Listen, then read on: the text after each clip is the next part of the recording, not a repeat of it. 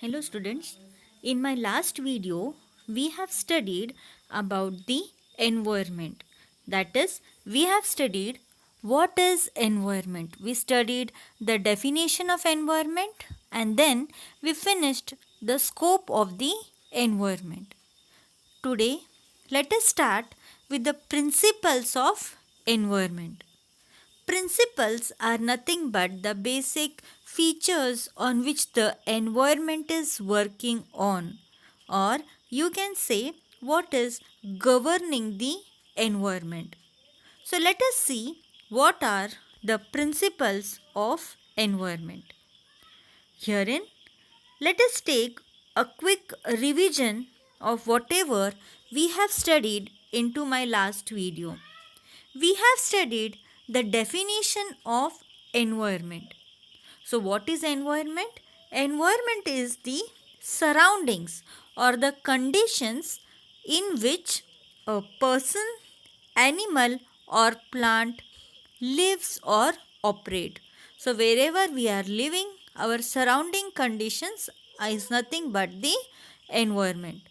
So, we can say that environment is the sum total of all surroundings of a living organism. So, this will be including natural forces and other living things which provide conditions for development and growth. The mobility of the environment is going to be governed by some principles. So, which are going to be those principles which will be governing the environment? Let us study that today. So, talking about the principles of environment, let us study these 10 principles of environment. First principle of environment is dependence and mutualism, dependence and mutual influence. Then principle of balance, principle of unity, principle of diversity, principle of active tendency, principle of continuous production, principle of adaptation, principle of energy flow, growth, and behavior. So, now let us take each one of these principles and just see a brief introduction of what these principles are trying to tell us. First one is the principle of dependence and mutual influence. So, what is this principle? So, according to this principle, every component depend on other. So, there is going to be always a mutual relationship in the environment. This mutual relationship that is going to be present is now known as interaction. Interaction is going to be nothing but something like is which is mutually connected to each other. For example, amount of rainfall and growth of trees in an area. If the rainfall is going to be more, automatically what is happening?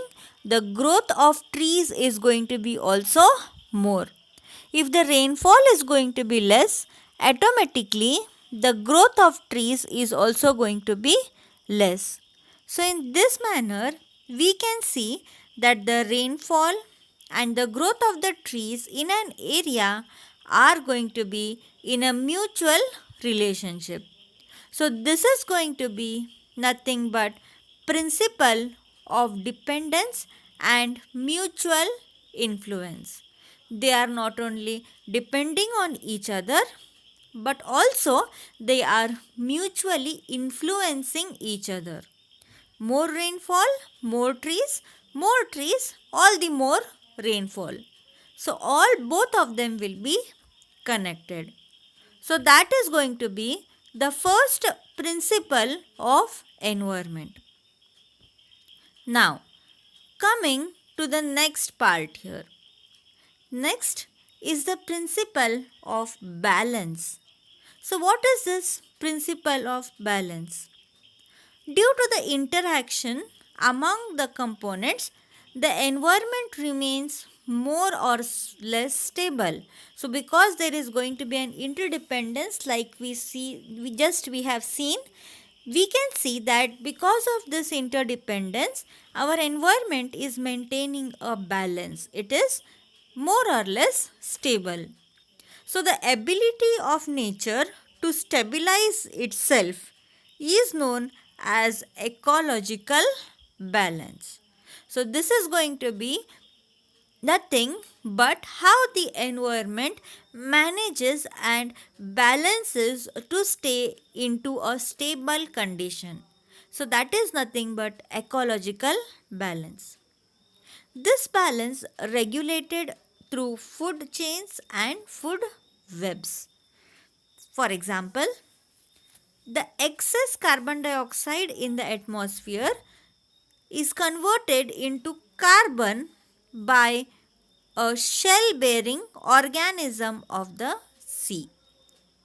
So, what is this food chain and food web? We will be studying in detail into your further classes. But here understand that we are depending on others for food, and those others are again depending on someone else for the food. So, that is nothing but the food chain.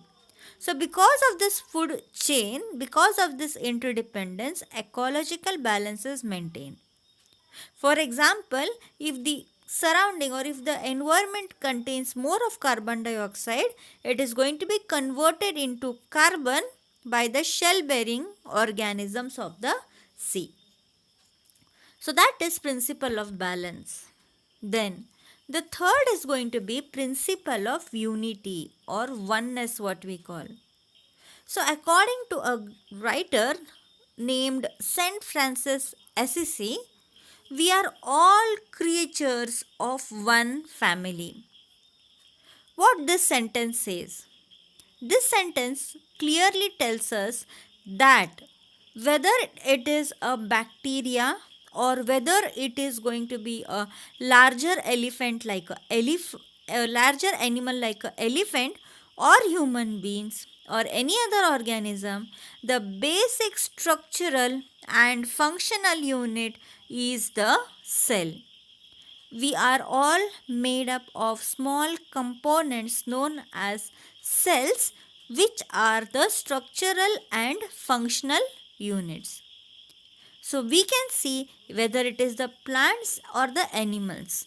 The type of the cell can be different, somewhat modifications can be there, but ultimately we are all made up of the basic units known as cells, and which are going to be having the same chemical buildup.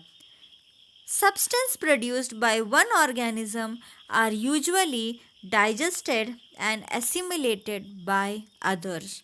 So, because of this feature only, that is, we are all made up of the same chemical buildup and functional units known as cells, we are able to digest each other.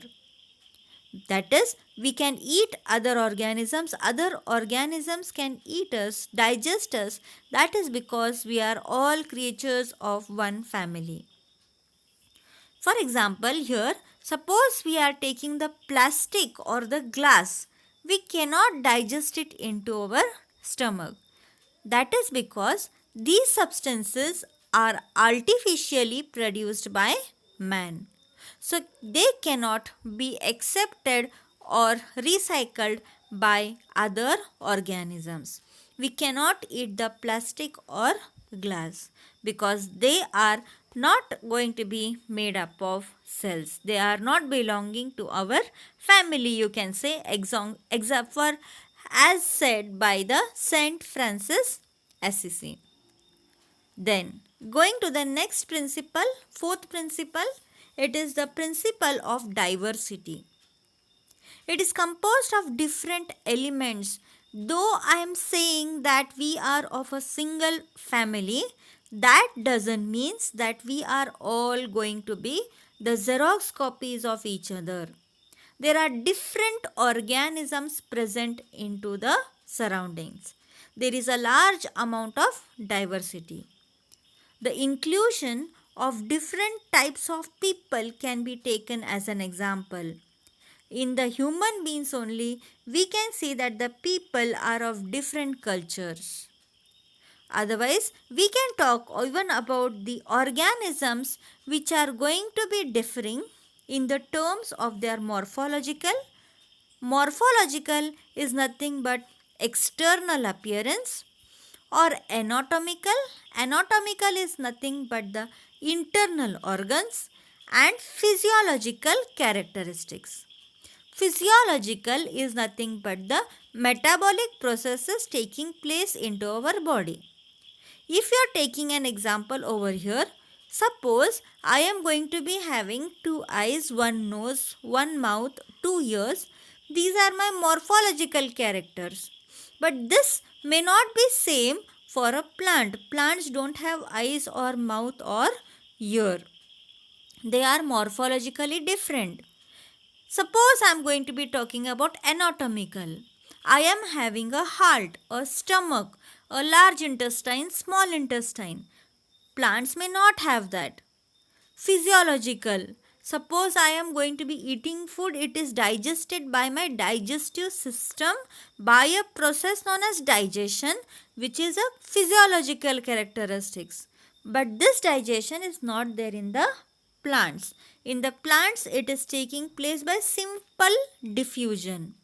So, by this manner, we are going to be of different types. A variety is present or a diversity is present in the environment. And this diversity only gives stability to the environment.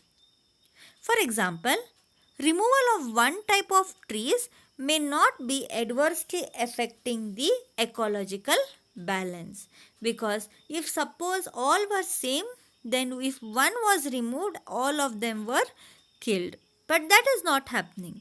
To maintain the ecological balance, diversity is essential, and that is being provided by the environment. The fifth one is principle of active tendency, resistive nature, what we call. So organisms can develop resistance against man-made substances, which is termed as active tendency or resistive tendency of organisms. So, what is happening whenever we are going to be introducing something into the environment? Human beings cannot keep quiet. So, they are now and then introducing many artificial substances into the environment. These are toxic, or it may be unknown substances, alien substances to the environment. So, because of this unknown, because of these man made substances, organisms have started to live with that type of environment or with that type of a substance with a more harsh behavior. I have an example over here.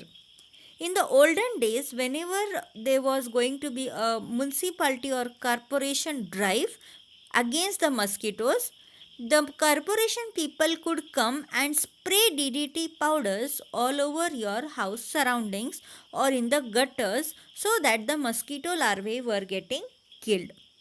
But today, suppose I catch a mosquito, live mosquito, put DDT in its mouth also, that mosquito will not die, because now the mosquito has learned to remove out that DDT or to become strong against that DDT, resistant to that DDT. So this can be taken as an example how the organisms are developing themselves to become resistant for developing the resistive nature.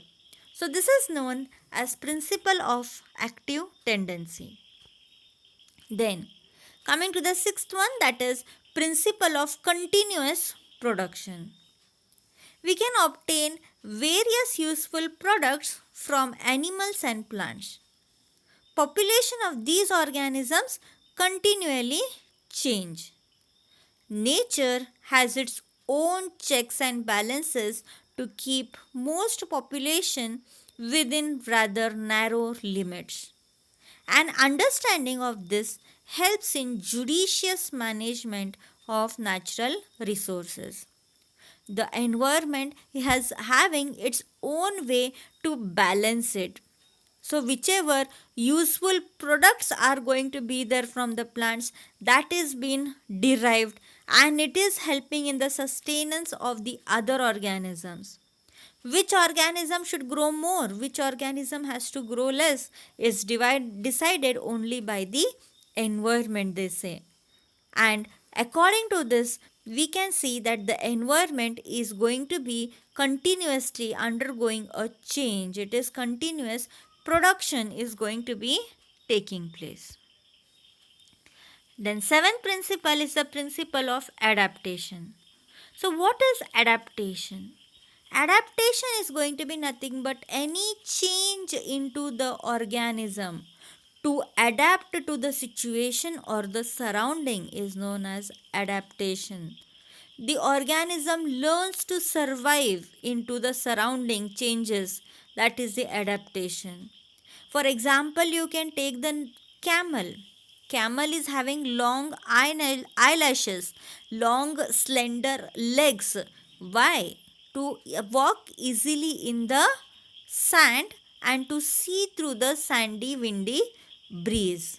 So, that is the adaptation that the camel has done in itself to adjust to the sandy areas, that is into the desert area. So, in this manner, many organisms have adapted themselves certain traits. So, adaptation is also called an adaptive trait. So, it is a trait. Trait is nothing but a character with a current functional role. So, right now, for the survival, that is important. So, it is going to be making that change, because of which in the life history of the organism, that is maintained and evolved by means of natural selection. So if it is necessary in the future, if that adaptation is going to be making that organism strong and fit to survive in that environment, then that adaptation is maintained. If that adaptation is making the organism weak, then it is thrown out of the nature. So that is only nothing but theory of natural selection given by Charles Darwin, a well-known ecologist. We will study about that in detail, but right now let us finish these principles. So herein principle of energy flow, also called the calorific flow. Simple logic, energy is never going to be created nor destroyed. It can be only transformed from one form of energy to the next. This is the first law of thermodynamics. You all must have studied into the lower classes. Energy can neither be created nor destroyed. So, how the energy is utilized? Because it is utilized only by the change in the form. There are different types of energies: kinetic energy, potential energy, heat energy, light energy. So, this is going to be getting transformed from one form to another, and it is flowing from one tropic level to another. For example, plants. Plants are getting energy from the sun. They are developing it, preparing food for itself, and only some part of it is going to be given to the herbivorous animals like goats. Goats are eating the plants, taking the energy. Human beings are eating the goats. Now, from their energy is coming to the human beings. Suppose there is a tiger, tiger will come and eat the human being now. So, the tiger is getting the energy from us. So, in this manner, what we are doing? We are going to be performing a flow of energy. Environment is going to be doing the flow of energy through the food chain. This is nothing but the food chain.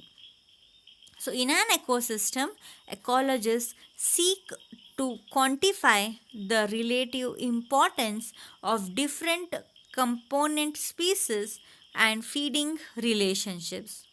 So, whatever I gave you the example now can be told here in the example down given below. So primary producers are nothing but plants. Secondary producers are one which are feeding on primary ones.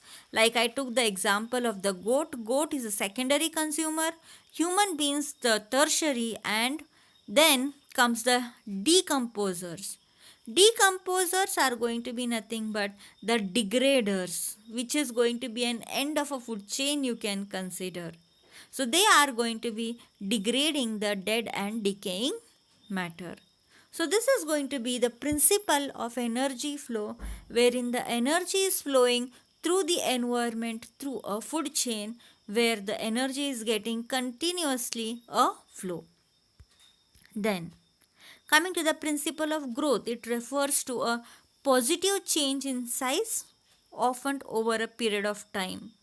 So, according to this, growth can occur as a stage of maturation or a process towards fullness or fulfillment. It can also be perpetually endless. Growth is going to be occurring. There is growth in organism, there is going to be growth in everything. Growth can sometimes be endless. For example, you can take a trees until and unless they are going to be getting the nutrition. Some trees are continuously growing, like example banyan tree you can take. It is having a long life. So that can be taken as an example. So there is continuous growth. Last principle is the principle of behavior. Every organism is having its own behavior, and behavior is nothing but is the range of actions, how we are acting and how we are going to be behaving. That is mannerism made by organism. So behavior is the range of actions and mannerisms made by organisms, systems, or artificial entities in conjunction with themselves or their environment. So there is going to be a way in which organisms are going to be interacting with other organisms or artificial entities or the surrounding environment. So that is going to be the principle of behavior. So these are going to be the 10 principles of behavior that we have studied, and they are going to be the principle of dependence and mutual influence, balance, unity, diversity, active tendency, continuous production, adaptation, energy flow, growth, and behavior. So, just let us summarize the point with a conclusion. So, here we can say by studying the principles of environment that nature knows best. All forms of life are important, and everything is connected to everything else. Everything changes, nothing is going to be stagnant or nothing is waiting, everything keeps on changing. Everything goes somewhere one day, and ours is a finite earth. Earth is not going to be immortal, or you cannot say that anyone on this earth is going to be living forever. Even the earth is not going to be living to forever. It is also going to be a finite. It is having a time when it will end. And nature is beautiful, and we are stewards of God's creation. Stewards of God's creation means nothing but we are going to be someone who is made to take care of the environment, and because of which only we are given the ability to think and behave, because we have to take care of this environment. And that is the reason why you are studying this subject, that is environmental science, into your syllabus. So this is all for today. Into my next class, let us study about the definition, scope and principle of ecology.